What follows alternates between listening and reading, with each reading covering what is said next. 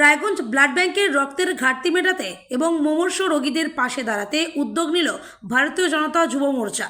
রায়গঞ্জ শহর ৩ নং মণ্ডল কমিটির ব্যবস্থাপনায় রবিবার তুলসীতলা আনন্দময়ী কালীবাড়ি সংলগ্ন এলাকায় অনুষ্ঠিত হল স্বেচ্ছায় রক্তদান শিবির। অতিথি বরণের মধ্য দিয়ে শিবিরের শুভ সূচনা হয়।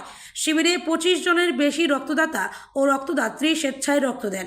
উদ্যোক্তারা জানান, রক্তের অভাবে যাতে কোনো রোগী সমস্যায় না পড়েন সেই লক্ষ্যেই তাদের এই প্রচেষ্টা।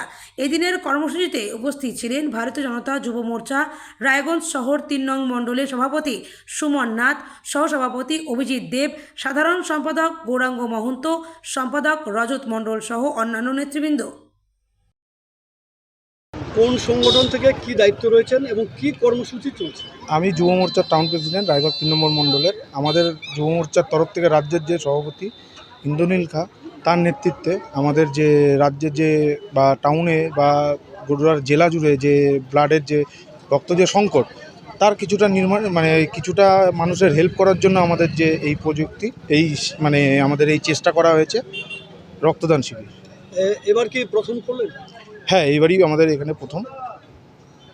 এখনো পর্যন্ত কতজন রক্ত দিয়েছে? এখন অবধি আমাদের এখানে মোটামুটি ২৫ জনের উপরে রক্ত দিয়ে ফেলেছে।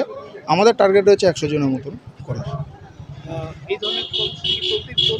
হ্যাঁ, এই ধরনের কর্মসূচি আগামী দিনে চলবে মানুষের স্বার্থে, মানুষের সুবিধার্থে, মানুষ যাতে উপকৃত হয় তার জন্য আমাদের এই চেষ্টা।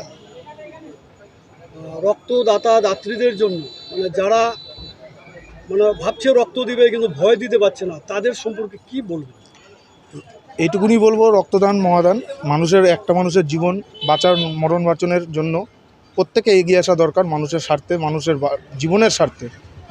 তো তাদের কাছে একটাই বার্তা, রক্তদান করলে কমে না, সেটা বাড়ে।